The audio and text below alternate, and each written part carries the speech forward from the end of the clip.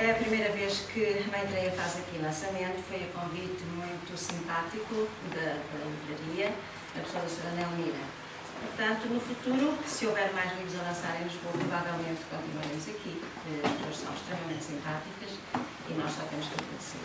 Portanto, agradeço a livraria, agradeço a todos vós pela presença e agradeço à Maria e dou-lhe a palavra, porque a palavra pertence à Maria hoje. Obrigada a todos. Então, boa tarde a todos. Muito obrigada por estarem aqui nesta oportunidade, no fundo, de uma comemoração que é de todos. Este livro realmente é de todos, não é só meu. Muita gente que fez parte da minha vida e, portanto, está aqui, no fundo, tratada, digamos assim. E queria agradecer em primeiro lugar, realmente, à livraria, que foi muito simpático. As senhoras que fundaram esta livraria foram muito simpáticas em ceder este espaço, e também à Flora, que tem sido, de facto, uma pessoa de grande sacrifício para continuar a publicar livros, e é ela que agradecemos as publicações do Livreia. Também queria agradecer a quem projetou a capa. Está realmente, eu acho muito bonita. Foi a partir de uma ideia minha, mas que o Diogo foi em colaboração com o Diogo Castelões Sousa, que está ali de pé a filmar, e que ficou, depois o trabalho é todo dele, não é meu, de mim é só uma ideia, e portanto é dele todo o trabalho. E agradecer a todos, realmente, esta oportunidade de estarmos aqui todos nesta confraternização. Eu realmente, ao escrever este livro, e agora já no final, dei-me conta de que realmente uma autobiografia é uma coisa bastante egocêntrica. A pessoa só fala de si, é só falar de si. É narcisista, digamos assim. Mas pronto, é uma norma que fui seguindo e que fui relatando algumas coisas que achei mais importantes, até porque realmente o subtítulo é Memórias Relevantes, e todos estão aqui, alguns inseridos com os seus próprios nomes, outros são narrativas em que eu não preciso dizer os nomes, mas as pessoas vão identificar-se, e portanto achei que este livro seria, portanto, um desafio. Aliás, foi um desafio para mim toda a minha vida ligada à espiritualidade, e portanto também achei que a narrativa, portanto, do meu caminho espiritual iria inspirar realmente outras pessoas também. Aliás, muitas fizeram parte desse próprio caminho. E realmente o mais importante nesta vida, e aquilo que para mim foi de facto o bastião como dever, foi um caminho espiritual que acabei por fazer de uma forma consciente, o mais consciente que pude, dando o melhor que tinha de mim e da minha consciência, que ia aumentando conforme de facto o tempo ia passando e ia fazendo o meu trabalho interior. Este livro, que eu tinha dito que não ia pôr, que não ia publicar, eu lembro que no último lançamento eu disse que seria uma obra póstuma. Mas, de facto, deu-me tanto trabalho fazer este livro. Eu nunca mais vou acabar, porque havia sempre memórias para relatar. Preparar um livro, também pensei preparar um livro totalmente e depois deixar que ele ficasse pronto até eu realmente desencarnar, mas achei um bocado tétrico, não é? Estar à espera de morrer para depois ter um livro cá fora, estando ele pronto. Portanto, achei melhor publicar, e deixar esta tarefa para os meus filhos seria muito ingrato, porque de facto o trabalho de compilação e de correção e de feitura final deu muito trabalho. Eu lembro que em determinada altura ele disse para mim, isto acabou, já não ponho mais nada, já não escrevo mais. Fui para o jardim e surgiu um texto de uma página. No dia seguinte ia pela Rua do Ouro, tive que tirar um papel e um lápis e uma caneta, porque as ideias eram imensas e tive que escrever mesmo a andar. Portanto, tive mesmo que pôr um ponto final em determinada altura e dizer isto acabou. E de facto, eu já tinha até um quarto capítulo, eu já estava a escrever um quarto capítulo, ou seja, isto tem 4 capítulos, eu já estou a escrever o 5º capítulo, e achei melhor fechar o livro no 4º capítulo, que corresponde a uma década ou mais da minha vida, em que liderei o projeto do mosteiro. Nós hoje temos aqui a honra de ter aqui o Agenda Tomate, que sem eles, sem os monges portugueses, de facto, o mosteiro não teria o sucesso que tem hoje. E portanto, agradecer também ao Apamado a sua presença e todo o trabalho que tem feito. Pelo mosteiro já passaram milhares de pessoas e que eles têm ajudado e que ajudam ao caminho espiritual de cada pessoa. Depois, de facto, eu estou aqui um pouquinho que é para ir lembrando o que é que tenho que escrever, que falar. Como disse, a minha vida foi marcada mais por este caminho espiritual. Também devo ao Pedro Teixeira da Mota, que está aqui, acompanhar-me tantos anos. E quando foi agora esta compilação do livro, eu há 3 anos que estive a trabalhar neste livro, começou com a pandemia. Aliás, eu já o tinha escrito, este livro já estava escrito há alguns anos, comecei a escrevê-lo em Cascais. Porque no fundo é uma narrativa, era quase um diário. Mas depois parei com o projeto do mosteiro e quando vim aqui para Belém, também continuei com o projeto do mosteiro. Quando foi a pandemia, realmente, peguei no livro e dediquei-me mais a este livro. E reparei que tinha tanta coisa para corrigir, tanta coisa para compilar e para pôr no sítio, que foram 2 anos de muito trabalho. Mas o maior trabalho, de facto, foi este ano. Este ano, desde janeiro até agora, eu não fiz outra coisa senão trabalhar neste livro. Valeu também algumas ajudas do Pedro no sentido de datas, porque o Pedro tem muitos diários, centenas de diários, ou dezenas, talvez centenas seja demasiado. Tem dezenas de diários e foi, de facto, necessário também acertar algumas datas e sítios também. Depois foi interessante porque dei-me conta, por exemplo, que várias filosofias, obviamente, fizeram parte da minha vida, filosofias e religiões, embora não pertencesse a nenhuma, mas, curiosamente, as coisas vieram ter comigo. As filosofias da Índia, o budismo.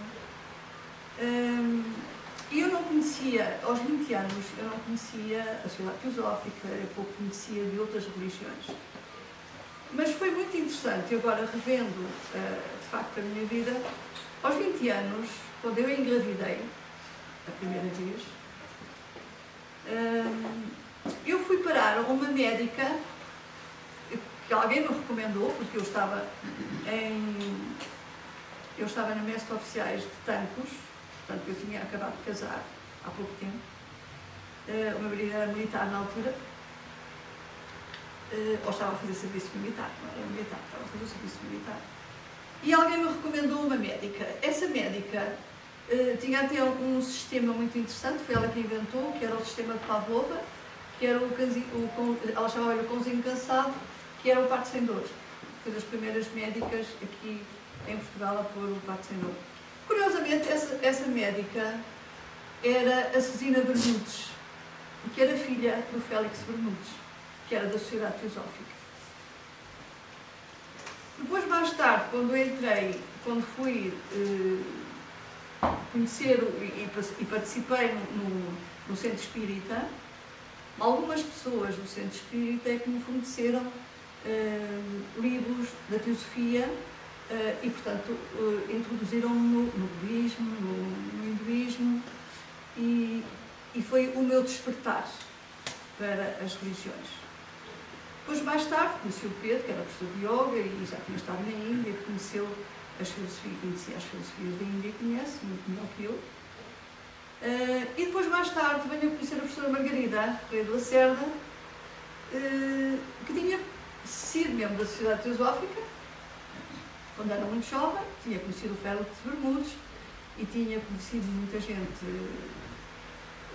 que agora até já não está cá, e ela também não, mas ela introduziu muito na Teosofia, falou muito durante muitos anos sobre a Teosofia.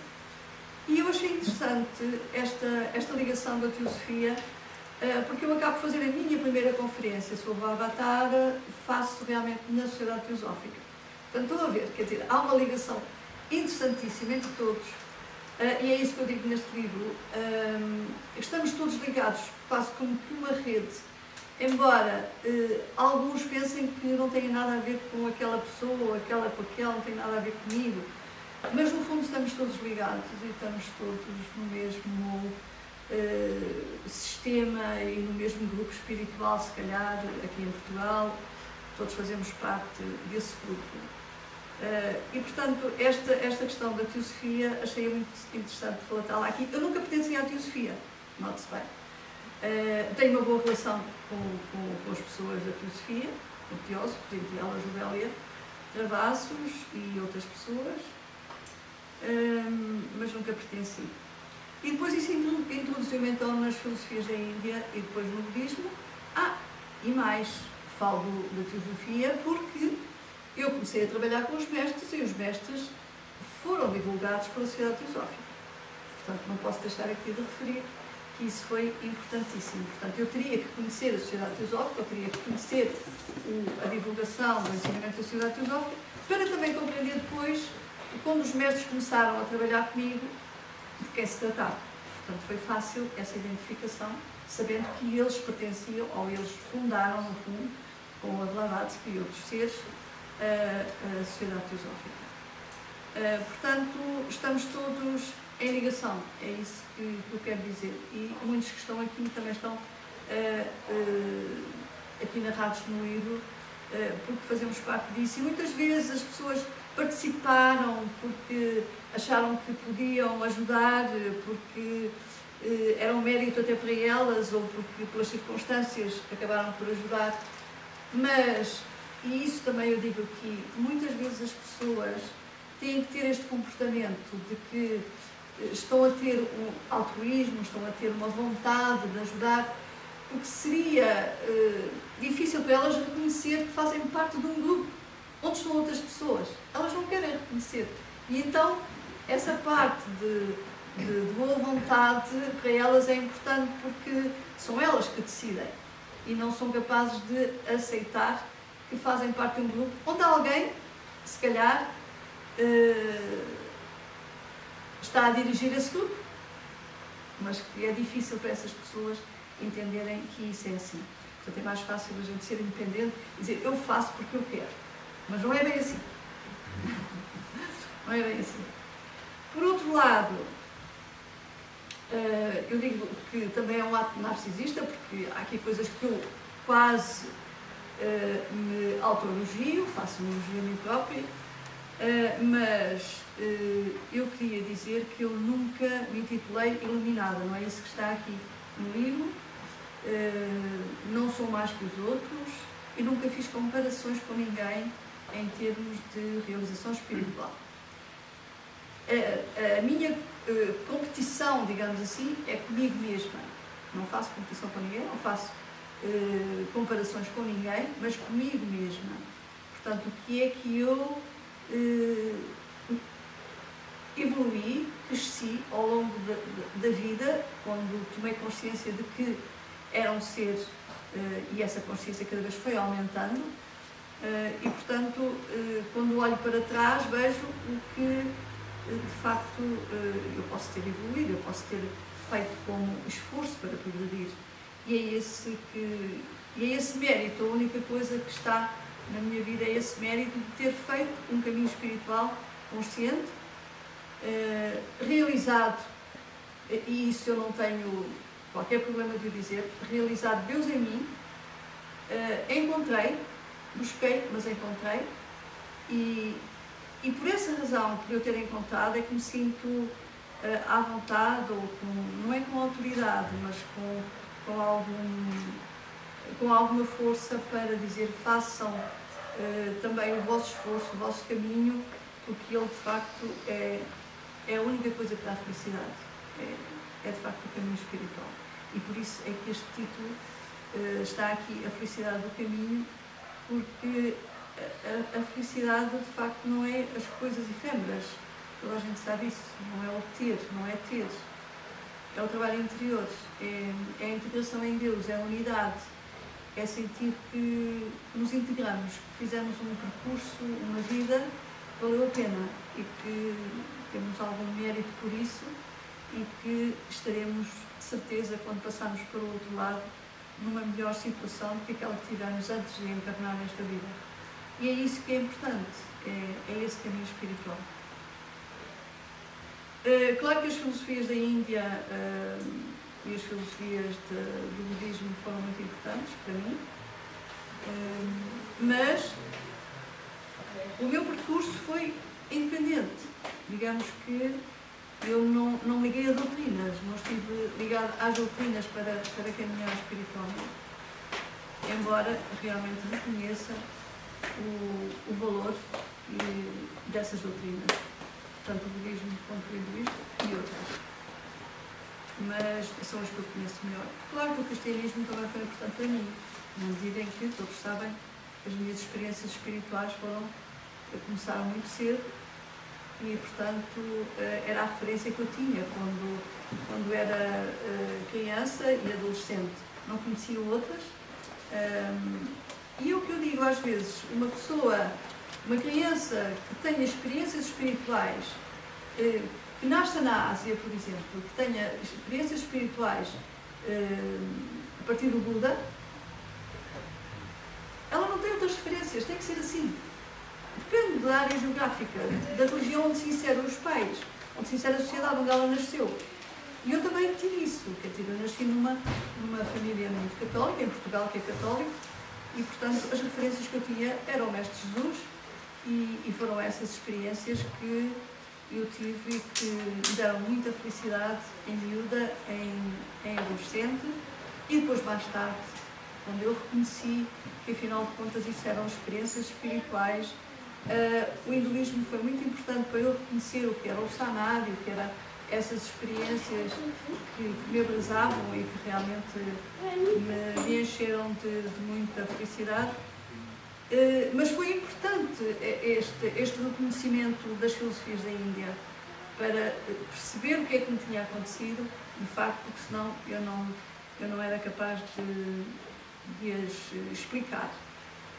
É uma das razões também porque eu escrevi sempre livros falando das minhas experiências, porque de facto há muita gente que tem essas experiências espirituais e não sabe o que é que lhes acontece. Há mais dificuldade quando a gente não sabe o que é que lhes acontece. E por isso, quando foi o livro Avatara, por exemplo, houve muita gente que ficou reconhecida exatamente por isso, porque viram que havia uma pessoa que tinha as suas experiências e elas próprias não estavam com algum desequilíbrio, porque havia uma pessoa que as retratava também. E pronto, eu não sei, haveria muita coisa para falar, muito mais. Ver se eu não me esqueci de nada. E claro, já sabem que a meditação foi o meio e é o meu caminho, que ainda hoje faço a meditação. Aliás, a meditação não é aquela prática que de facto me fornece um eixo Eu estar a meditar é puxar, como se fosse puxar o meu eu para se concentrar. Mas sim, o meu próprio cérebro já está automaticamente habituado à meditação, que já seria quase impossível eu não meditar. Tenho horas mesmo de meditar. E por isso foi, de facto, o meu caminho e que sempre valorizei toda a vida, falando com as pessoas, que é esse, de facto, o motor, a prática que nós podemos ter, é uma ferramenta que nós podemos ter à mão e que é valiosíssima. Não precisamos ir perguntar nada a ninguém, porque a meditação vai fazendo isso, vai-nos abrindo a mente, clarificando, dominando e vamos tendo as respostas que precisamos para a nossa vida. Isso é que nos torna felizes. É a compreensão das coisas. É ser consciente. Outro dia falava até com um Diogo sobre o que é consciência e, de facto, às vezes surgem-me ideias do que é consciência, e na altura eu compreendo-as, mas às vezes depois da escrita, pô-las na escrita já será muito difícil. Portanto, a nossa caminhada como seres humanos e seres espirituais é, de facto, sermos cada vez mais conscientes. Embora, quando se diz isto, nós sabemos todos que somos conscientes, não é? Dizer isto é mais uma coisa que se fala. Não, não é. É sermos mais conscientes, é sermos mais responsáveis, porque também ser mais consciente é mais responsável. Ser mais responsável. E tinham-me surgido aqui algumas frases que eu até ponho aqui, que eu até pus aqui. A consciência é a condição humana do reconhecimento como existente. Isto parece que não diz nada. Não diz nada. Mas para mim é tão importante. A consciência é a condição humana, é aquilo que nós temos, de reconhecer que existimos. É muito simples. Parece que não tem nada especial. E depois, compreender é o fundamento da autoconsciência. Quer dizer, isto são duas coisas fundamentais, tão simples, mas que muitas vezes não compreendemos na totalidade. Ser consciente é, de facto, sermos mais responsáveis e percebermos também essa unidade. Quer dizer, e quando tocamos essa unidade, também percebemos que os outros também fazem parte dessa unidade. Também são conscientes tal como nós. Embora, aqui depois, há graus de consciência entre as pessoas, porque depende do nascimento,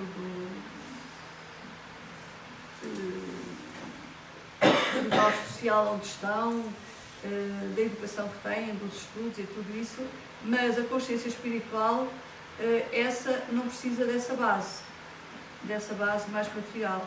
Essa consciência espiritual faz-se através de um caminho de aperfeiçoamento, de valores, de aperfeiçoamento. A meditação é muito importante para se encontrar esse elo de ligação e, portanto, ser responsável, fazendo esse caminho, também se consegue perceber que chegamos à compreensão daquilo que é o espírito. É muito complicado falar sobre o espírito. Já sei que há muita gente que faz a distinção entre espírito e alma e consciência. Para mim, só há uma coisa, só há o espírito.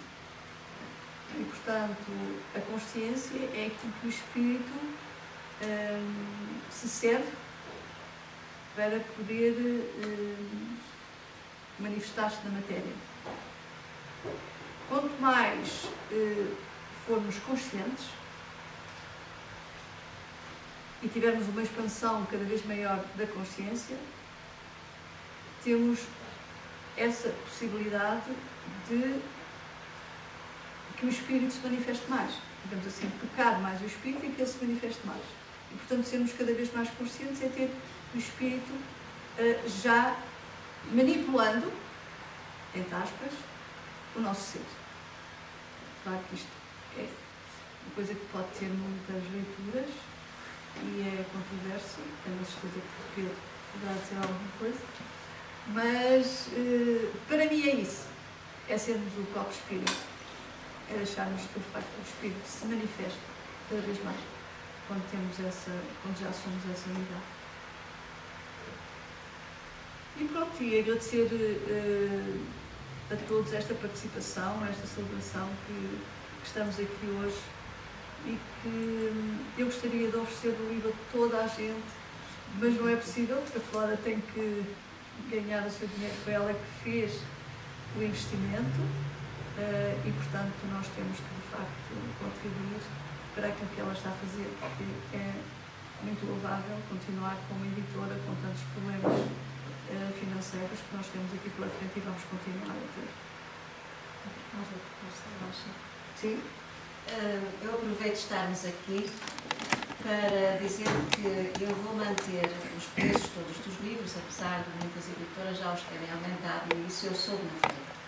Havia pessoas que sabiam os custos dos livros antes da feira e foram à feira para comprar os livros, e nas editoras, em muitos casos, estavam os livros mais caros do que eles estavam nas lojas. Isso foi o que comentaram no stand. Eu vou manter exatamente os mesmos preços. A gráfica já subiu substancialmente, os correios subiram muito. Todos os meses de dezembro, e a minha prenda de Natal para todas as pessoas é oferecer, portanto, tudo que seja faturado em dezembro, eu faturei sempre com 20% de desconto, suportando na mesma os custos de envio, e eu mando tudo em correio registado, porque mesmo em correio registado já aconteceu desaparecerem livros. Mas este ano eu não vou conseguir manter os 20%, este ano só poderei dar 10% ao máximo, porque realmente os correios subiram imenso, e os correios, como eu costumo dizer, não têm vergonha de, no mesmo na semana em que apresentaram milhões de lucros, não têm vergonha de terem subido bastante ao custo e aos registros. Quem é pequeno é pequeno, e a Maitreya é pequena. E na Maitreya acontece aquilo que não acontece nas outras editoras. Eu sei disto porque sei a quantidade de e-mails que recebo perguntando quanto é que custa editar um livro. Um livro com tantas páginas, quanto é que custa? Na Maitreya sou eu que suporto tudo, e por isso é-me exigido cada vez mais um rigor em tudo que sai da editora. Por isso é que eu tenho que suportar os custos todos, porque se fosse o autor que suportasse os custos, eu tinha lá, entre aspas, o lixo todo que ouço falar na feira. E aqui em Lisboa é muito normal eu ouvir este comentário, até que enfim que chego a um sítio onde posso ver alguma coisa de jeito, porque estou farto de ver lixo por aí abaixo. Isto já aconteceu, eu ouvir isto muitas vezes, e as pessoas não sabem que eu sou, portanto, a responsável. Dizem porque pensam, há mais pessoas dentro do stand, tem os voluntários, porque só com os voluntários é que eu posso fazer a feira do livro. Portanto, isto acontece. Portanto, ficam com esta indicação. Realmente, a Maitreya é diferente de tudo que existe, e enquanto, como eu costumo dizer, enquanto lá de cima entenderem que sim, eu continuarei, como já fez 16 anos, enquanto for preciso. E pronto, e é só isto. Portanto, realmente, o conceito editorial não tem nada a ver com o que está aí em tudo o resto. E enquanto eu receber a indicação de cima, que é para manter exatamente a mesma linha de rumo, eu manterei a mesma linha de rumo. E é por isso que olham para o catálogo e já veem tudo o que lá está. Não era só isso.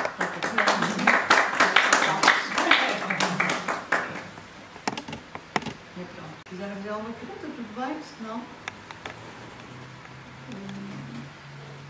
darem-me alguma dica, se eu possa dizer mais alguma coisa.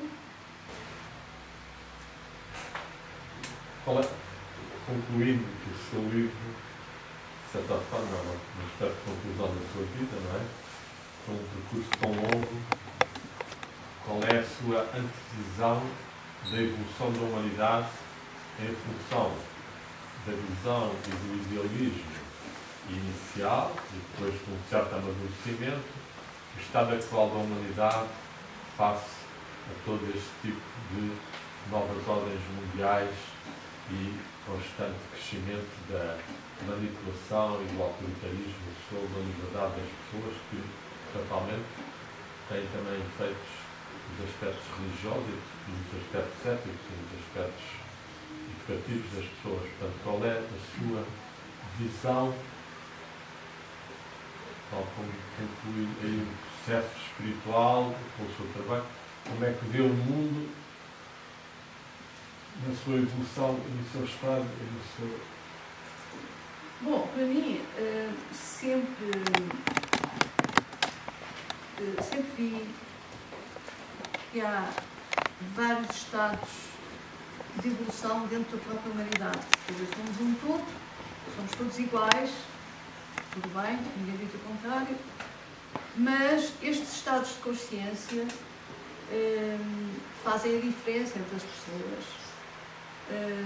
E, portanto, há uns que trabalham mais, outros trabalham menos, há uns que são mais preguiçosos, outros que não. E, portanto, há outros que são mais adiantados, e, portanto, aqueles que estão mais adiantados também fazem o trabalho de uma forma para que os outros menos adiantados ou mais atrasados possam seguir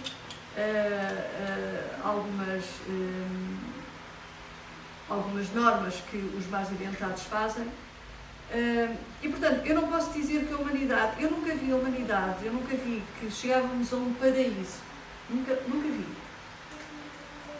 Porque tenho esta noção, porque tenho esta consciência de que somos um todo, mas cada um está no seu propósito, cada um está na sua evolução e cada um faz o que pode pela sua evolução.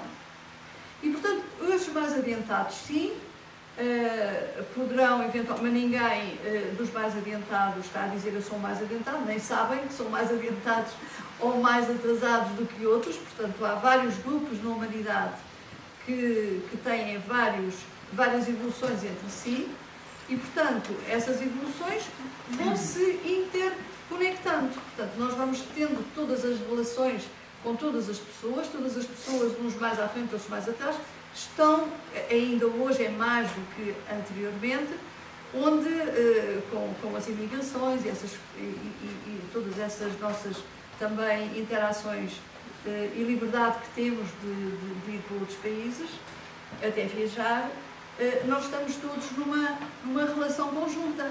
Portanto, não sabemos quem é que está mais à frente e quem é que está mais atrás. E por isso é que é importante que cada um faça o seu trabalho interior, isso sim. Acho que a humanidade ganha muito se cada um tiver essa consciência e fazer o seu trabalho porque está a fazer, no fundo, a sua parte. E é isso que é o mais importante, é cada um saber onde é que se situa. Eu digo, eu não faço comparações com ninguém, eu não sei se estou mais à frente ou estou mais atrás do que vocês todos. Se calhar estou no mesmo sítio ou se calhar estou mais atrás.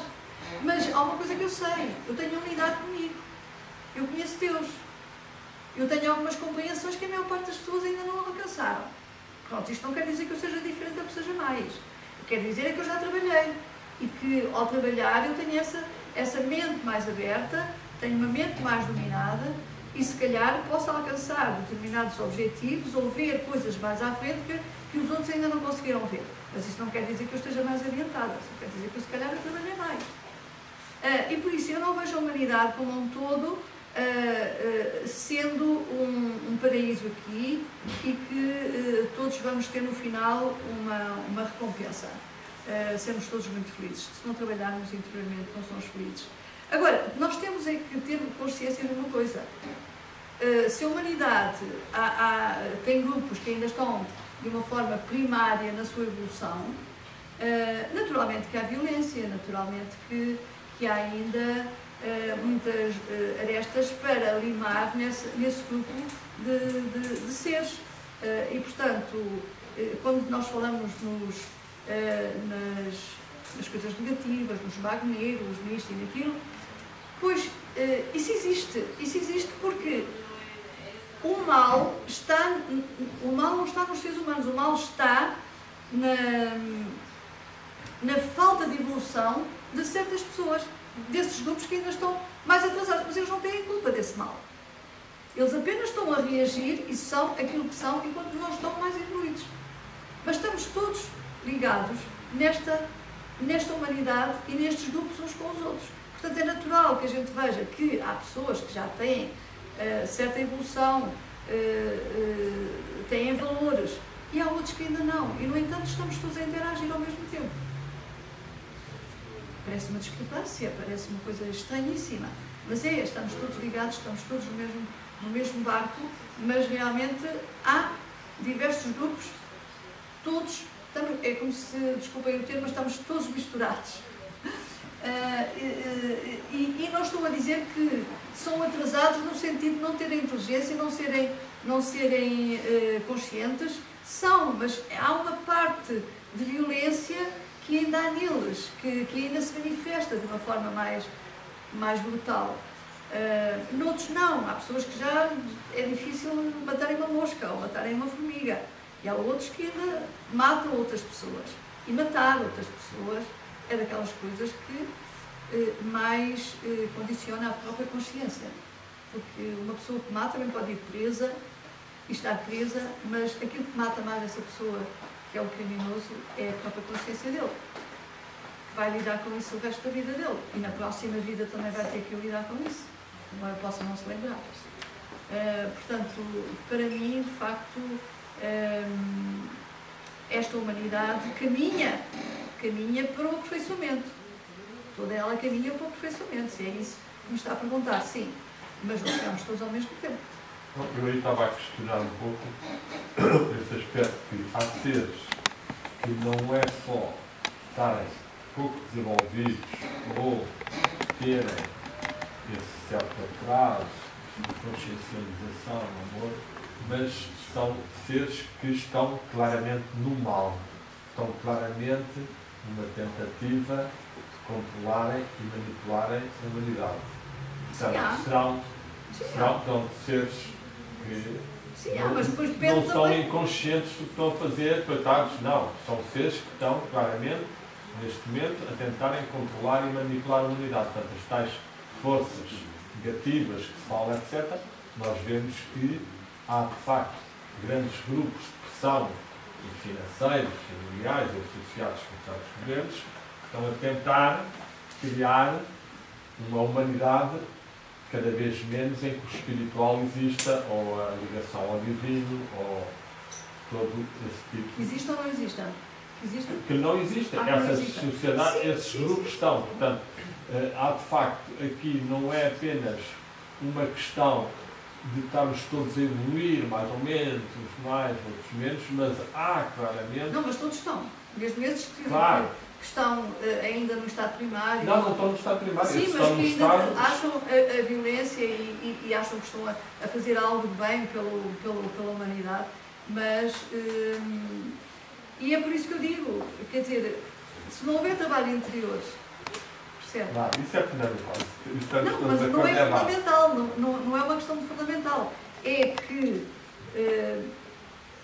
para estarmos conscientes dessa violência e não a termos e a sublimarmos, de facto, só um trabalho interno. É evidente que, se há pessoas que ainda não têm consciência, nem sequer sabem o que é a espiritualidade, não se pode exigir que façam esse trabalho.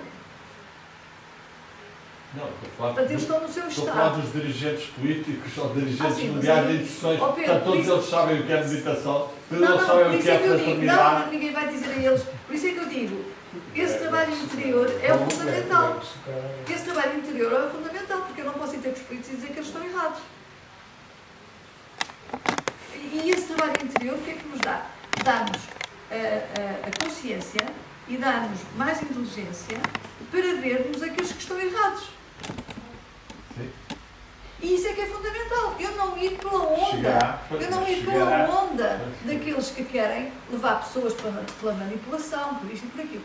Eu lembro que há, agora falando, eu nem sei se está aqui, um senhor que tinha um livro que foi publicado pela Flora também, pelas publicações de Maitreya, que tinha um livro que era um novo paradigma. Está aqui alguém? Lembra-se? O senhor falava, o livro dele falava, era um científico. Mas esse não era o título. Não, esse não era o título. Não, ele só falava que, de facto... Mas da Covilhã, não era da Serra? Sim. Este é muito interessante. Fernando Pereira Nogueira. Talvez. Era a teoria do campo caminho unitário. Sim. E ele falou comigo duas ou três vezes, foi quando eu encontrei na Feira do Livro, e ele falava nesse paradigma e eu percebia o que é que ele dizia. mas de facto também ele só percebeu quando de facto veio o Covid, veio a pandemia e que tudo se mudou e que a nossa vida está tão mudada e agora com este problema também que temos de guerra. Portanto, nós de facto estamos a viver uma nova forma de vida que não imaginávamos. Eu, por exemplo, tive uma vida tão tranquila até aqui e agora a pandemia também me obrigou a certas coisas e agora estamos numa fase bastante difícil. Portanto, eu continuo a dizer que realmente o trabalho interno é evidente que não se pode dizer às pessoas que ainda têm essa violência dentro de si, ainda querem manipular os políticos e tudo isso, não se pode agora estar a doutrinar, longe de mim, mas vai havendo, dentro desses conceitos, dentro desses grupos, vai havendo formas de os ajudar. Às religiões, por exemplo.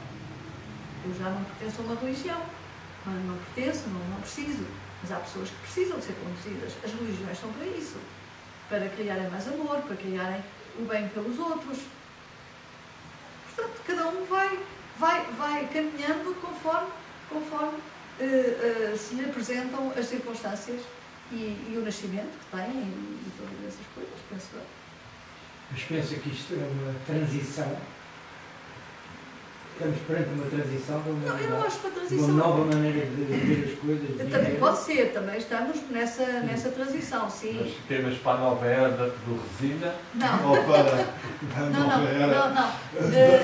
da nova não, há ordem uma mundial? transição do novo, quer dizer, nós estávamos apegados talvez a determinados conceitos e agora há outros valores que também temos que olhar e, portanto, nós temos que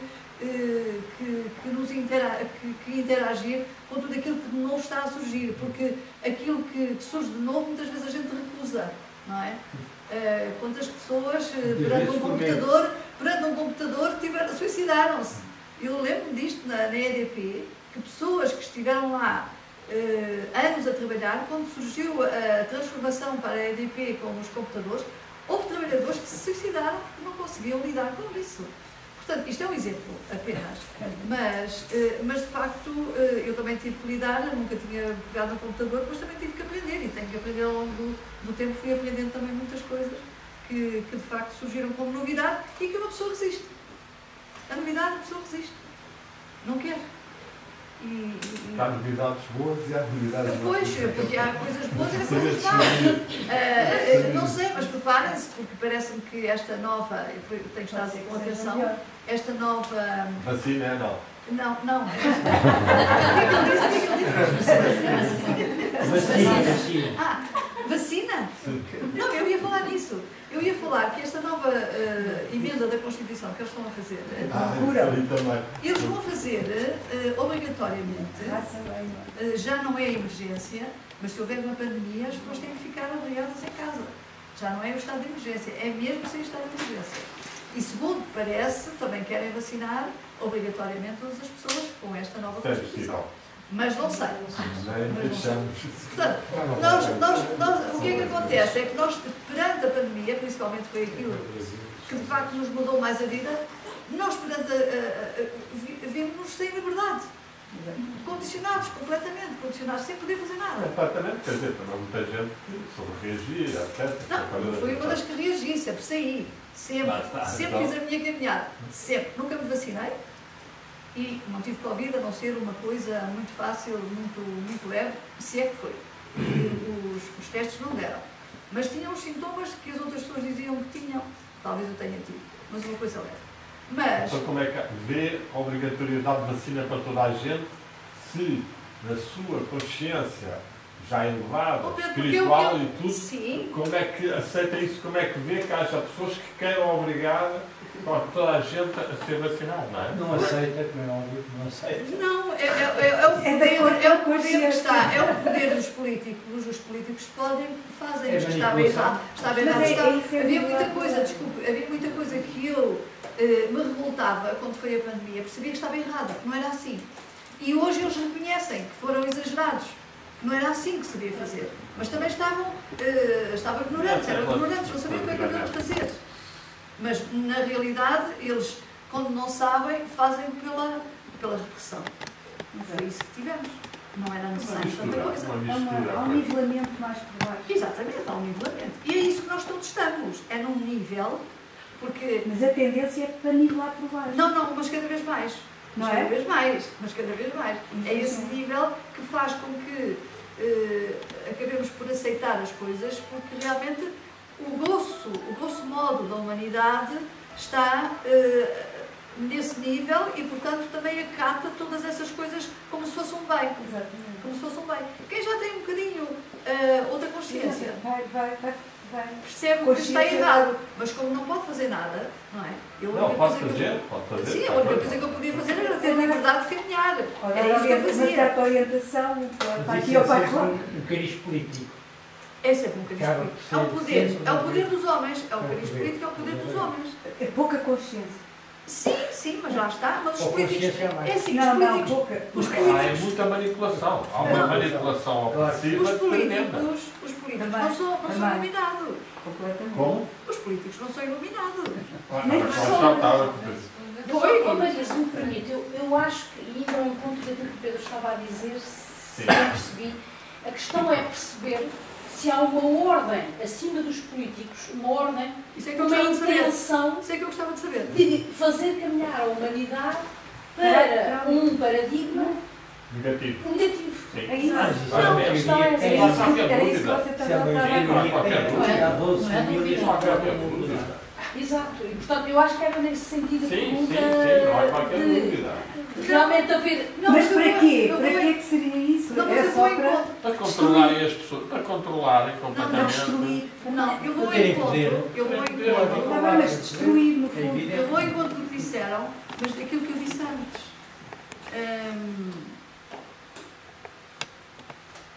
Manipulam aqueles que ainda têm essa Vontade. força e essa vontade de o fazer.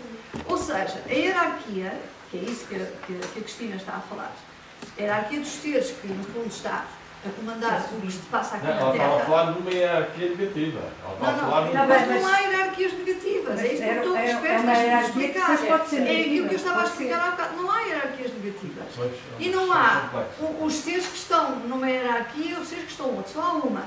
Mas a hierarquia não pode controlar os seres. A hierarquia tem que deixar os seres ser livres. Livre-arbítrio. E, portanto, os seres que ainda estão ainda numa certa evolução de violência têm que a viver para fazerem este trabalho interior. Só isso é que lhes dá mérito. E só isso é que lhes faz avançar para... Mérito, quer dizer, Sim, pode ser só dá camas um muito mérito. negativos. Lhes dá Mata consciência. mata 500 ou 1000 pessoas, não tem mérito nenhum. Não, o mérito interno de cada um. Mas é Cada um tem um mérito reconhecimento. interno. É pelas asneiras que nós vemos que... É fazendo asneiras que nós vemos que estamos errados. Portanto, é o que eu digo. Aquilo que mata, bem pode ir preso. Mas realmente o grande problema desse ser é a sua própria consciência. Quando ele tem a consciência, porque a maior parte Há deles de ter. andam todos felizes com Há o de que ter. fizeram. Vida seguinte, é Há de ter. Em qualquer momento da sua homem vida, sábio, há de ter. completamente satisfeito de ter matado. Do outro lado, há de ter de certeza. Agora, deste lado, nós vemos que o Bush ou outros desses são responsáveis por milhares de mortos e estão na melhor. Não é? Por Não exemplo, vamos ou o entrar Tony agora Blair, ou o Tony Blair, ou outros Não vamos desses. são- entrar agora aí, ó Pedro. É melhor. Vou dar um exemplo levezinho.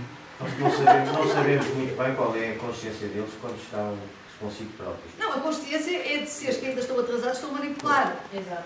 E a única coisa que interessa é vocês terem que perceber que o que está em causa muitas vezes é o dinheiro, é o comércio. Dinheiro e poder, porque eles É o já são poder. milionários, todos esses Nós milionários temos esses Muitas vezes seres é têm quase a sempre. pavilharem-se, podiam acabar com das todos os problemas da reuniões terra. disto e se daquilo. quisessem, O que é que eles andam lá a fazer?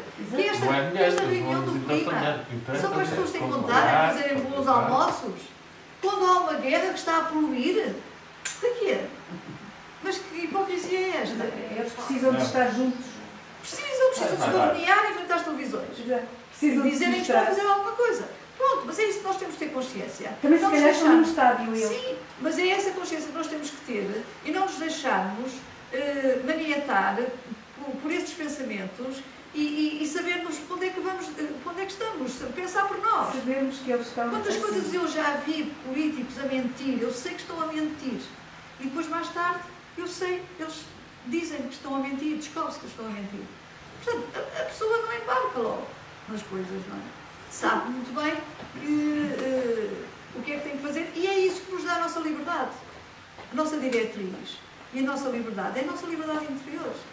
É aquilo que nós podemos fazer. Os outros fazem porque, coitados, não sabem fazer melhor. Mas eu não faço. Eu posso não fazer. Porque eu já tenho consciência de que, se eu fizer isso, eu tenho um retorno. E vou ficar mal com isso. Não é só o retorno, porque eu vou ficar mal. Portanto, é como se eu nem conseguisse fazer. Portanto, é aqui as diferenças.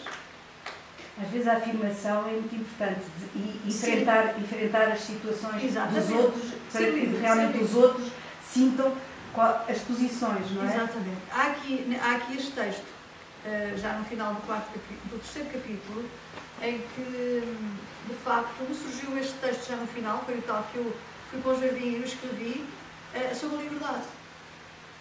Eu sempre fui livre, desde criança. Me sentia essa liberdade. Embora o meu pai fosse uma pessoa com as suas regras e muito conservador. Mas essa liberdade era interior, era minha. E quando casei aos 20 anos, aos 19, essa liberdade então para mim foi rigorosa. Quer dizer, para mim era a libertação do meu pai, da minha mãe, da minha família e de não me condicionarem a vida. Porque eu casando, parece que não, que casando eu estaria também a ser presa, não é? A ter pouca liberdade, mas não, eu casei com uma pessoa que não teve a liberdade e intuitivamente eu sabia que essa liberdade ia continuar, ia ser muito mais aberta do que aquela que eu tinha tido com os meus pais. E realmente isso foi. E portanto é essa liberdade que eu dou aqui exemplo. E é muito importante que as pessoas percebam que a liberdade... Consegue mantê-la, continua a sentir esse mesmo tipo de liberdade, apesar de ver um bocadinho essas sombras exteriores e bloqueios, mas não afeta a sua liberdade, o sentimento de liberdade interior. Bom, pronto, ok. Quando sente cada vez mais. Sim. E é curioso, era isso que eu escrevi aqui. A consciência que temos, o caminho espiritual, é uma coisa que cresce, que gradualmente vai aumentando. Os bens pessoais, os bens de posse, os bens materiais acabam, são efêmeros. Esta felicidade interna, esta liberdade e realmente esta ligação ao divino é uma coisa que cresce, vai crescendo. Eu ainda hoje faço meditação, sim, ainda hoje não, é fazer até à morte, porque é um eixo, é o meu eixo perpendicular do espírito ao corpo físico, e isso deixa-me muito bem, mas de facto essa consciência está sempre. Essa consciência da unidade está sempre. E cresce, e vejo, e é isso que eu não me comparo com ninguém, só me comparo comigo. Eu cresço gradualmente nessa unidade, eu integro-me cada vez mais nessa unidade. Há mais amor, não posso nem sei como é que eu sei explicar o que é essa integração, naturalmente que outras pessoas também terão essa experiência, mas é inexplicável. De facto, sentir esse poder de amor, esse poder omnipotente, esse poder de estar na mente de Deus, isso é das coisas mais felizes da minha vida e foi aquilo que é o meu testemunho deste livro. É o trabalho da sua vida. É o trabalho da minha vida, que consegui essa felicidade. Claro que sim. Agora uma pergunta, isso não é algo que se faça só nos momentos de meditação, é uma coisa que nos deve acompanhar esse trabalho do ser espiritual, essa descoberta do ser espiritual, deve acompanhar quase o dia inteiro, no cotidiano. Não há esforço. Não há esforço. Desde o momento em que está integrada já não há esforço, ele está sempre. Está sempre. Essa felicidade está sempre. O importante será ter essa consciência continuamente. Sim, esse é um trabalho que se tem que fazer, mas depois quando há essa integração, quando já nos sentimos lá, ou melhor, toda a gente está lá. O grande problema não é esse, toda a gente está lá. Agora, estar lá conscientemente é que é a diferença. E essa diferença é em mim. Eu acredito em Deus. Eu acredito em Deus porque eu estou lá. Eu realizo. Eu sou feliz nele. Ele responde. Essa resposta é um êxtase, é um samadhi, é isso que eu recebo. Cada vez que eu quero fazer mais essa ligação consciente, que eu quero fazer mais essa ligação, por exemplo, na meditação, mas ele está sempre. E às vezes sou chamada. Se eu estou distraída, É como se vem uma força e uma energia, só tenho que agradecer. Portanto, é isso que eu transmito, é essa a razão por causa deste livro, é esta a razão do livro, é esta a razão dos meus escritos também, é esta a minha vida que realmente eu consegui essa realização. Não me interessa que os outros como é que é dizer, critiquem ou pensem que eu estou errada, não me interessa, sou livre.